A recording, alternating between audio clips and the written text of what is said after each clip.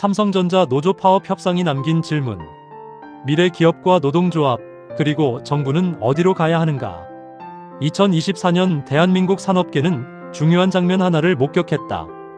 대한민국 대표 기업인 삼성전자에서 창사 이후 최대 규모의 노조 파업과 협상 과정이 이어진 것이다. 오랫동안 무노조 경영의 상징처럼 여겨졌던 삼성전자에서 노동조합이 본격적인 교섭력을 갖게 되었다는 사실만으로도 한국 산업 구조는 새로운 시대에 들어섰다는 평가가 나왔다. 이번 협상은 단순히 임금 인상률을 두고 벌어진 갈등이 아니었다. 그 안에는 미래 산업사회가 마주하게 될 핵심 질문들이 담겨 있었다. 인공지능 시대의 노동의 가치는 어떻게 변할 것인가? 초거대 기업은 직원과 어떤 관계를 맺어야 하는가? 노조는 대립 조직인가? 공동 경영 파트너인가? 정부는 노동시장 변화 속에서 어떤 역할을 해야 하는가? 삼성전자 노조 협상은 결국 미래 산업사회의 예고편이었다. 1. 과거의 노사관계는 대립이었다. 대한민국 산업화 시대의 노사관계는 대부분 전쟁에 가까웠다. 기업은 생산성과 수출 확대를 최우선 목표로 삼았고, 노동자는 생존권과 인간다운 삶을 요구했다. 1970년대에서 1990년대까지 한국 경제는 빠르게 성장했지만 그 이면에는 장시간 노동과 강한 조직 문화, 희생 중심의 노동 환경이 존재했다. 당시 기업은 회사가 살아야 직원도 산다는 논리를 강조했고, 노조는 사람이 먼저다를 외쳤다. 이 과정에서 노조는 종종 기업의 적처럼 인식되었고, 기업 역시 노조를 생산성을 방해하는 조직으로 바라보는 경우가 많았다. 하지만 시대는 변하고 있다. 미래 산업은 사람 없이 유지될 수 없다. AI와 자동화가 발전하면서 사람의 역할이 줄어들 것이라는 전망이 많다. 그러나 실제 산업 현장은 정반대의 문제를 겪고 있다. 첨단 반도체 산업, 배터리 산업, 바이오 산업은 오히려 고급 인재 확보 경쟁이 점점 치열해지고 있다. 특히 반도체 산업은 단순 제조업이 아니다. 한 명의 핵심 연구원과 엔지니어의 역량이 수조원의 가치를 만들기도 한다. 즉 미래 기업은 더 이상 사람을 대체하는 시스템만으로 성장할 수 없다. 오히려 뛰어난 인재가 회사를 선택하는 시대가 되었다.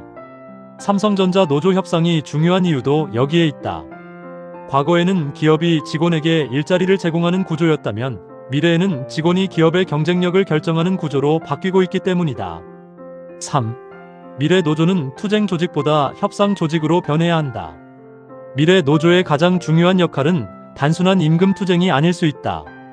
오히려 다음과 같은 문제들이 핵심이 될 가능성이 높다. AI 도입 이후 노동시간 변화, 재교육 및 직무 전환, 고령 근로자 생존 문제, 성과급 기준의 투명성, 원격 근무와 유연 근무 확대, 정신 건강과 번아웃 문제. 과거의 노조가 얼마를 더 받을 것인가에 집중했다면 미래 노조는 어떻게 오래 일할 수 있는가를 고민하게 될 가능성이 크다. 특히 AI 시대에는 직무 자체가 사라지는 일이 반복될 수 있다. 이 경우 노조는 단순 반대만 하는 조직으로는 생존하기 어렵다.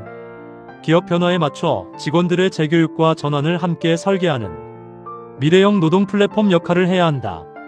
즉 노조도 변화해야 한다.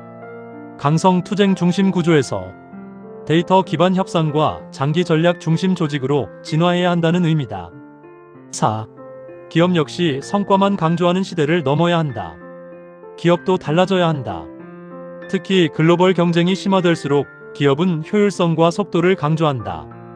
하지만 지나친 성과 중심 문화는 결국 인재 유출로 이어질 수 있다. 오늘날 젊은 세대는 단순히 연봉만 보고 회사를 선택하지 않는다. 워라밸, 조직 문화, 성장 가능성, 공정한 평가, 정신적 안정감, 이런 요소들이 점점 더 중요해지고 있다. 만약 기업이 여전히 과거 방식의 통제 중심 문화를 유지한다면 우수 인재들은 더 자유롭고 유연한 글로벌 기업으로 이동할 가능성이 커진다. 미래 기업은 직원을 단순한 비용으로 보면 안 된다. 직원은 곧 기술 경쟁력이자 브랜드 가치이며 기업 생존의 핵심 자산이 된다. 따라서 미래 기업은 노조를 제거 대상이 아니라 리스크를 함께 관리하는 협력 파트너로 바라볼 필요가 있다. 5. 정부의 역할은 더욱 중요해진다. 미래 노사 문제는 기업과 노조만으로 해결하기 어렵다. AI와 자동화는 산업 전체 구조를 바꾸기 때문이다. 정부는 다음과 같은 역할을 강화해야 한다. 첫째, 노동 전환 교육 시스템 구축. 사라지는 직업만큼 새로운 직업도 등장한다. 문제는 전환 속도다. 정부는 대규모 재교육 시스템과 평생교육 체계를 강화해야 한다. 특히 40대, 50대 중장년층의 직무 전환 지원이 핵심 과제가 될 수 있다.